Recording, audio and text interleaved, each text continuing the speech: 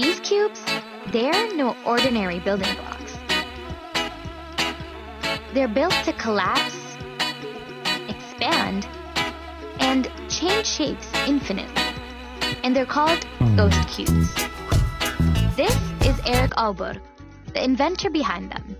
His invention was inspired by the art of paper folding, also known as origami. But there's something else that inspired Erik. Juggling.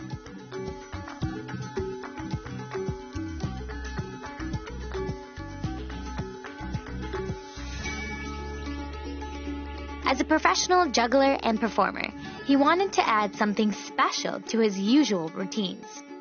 And he found that origami was the perfect place to start. With its intricate folding patterns, origami has tons of potential for movement. So he set out to build his own system that would fold and unfold endlessly, just like in origami. His prototypes called for building materials a little sturdier than paper. Luckily, he had the perfect thing on hand: casino dice. He connected all those tiny identical blocks together using adhesive tape. And once he had a structure that moved, he was able to start recreating that same system with wood. And I hadn't predicted the way it could move in advance. That was something that was generated by the process. And that mysterious, unpredictable movement sparked the name Ghost Cubes. All of his original designs were built with the idea of performance in mind. That's why each cube had a hole in the center. That way, a juggling ball can move from one place to another and back again. When he realized those holes made the blocks lighter and easier to hold onto, he built the rest of them the same way. The only difference now is he makes them with plastic instead of wood. This way, they easily snap together or apart, which means the number of cubes you can add is limitless.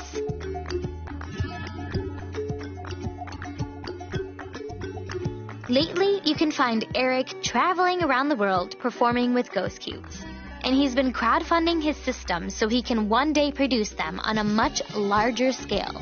He wants them to be a tool for creativity and inspiration for everyone. My guess is that the number of variations that you can create with this method is infinite. If I find one variation that has 2 layers, I can just keep adding layers, so 3, 4, 5, and so forth. And there's not really a ceiling to that.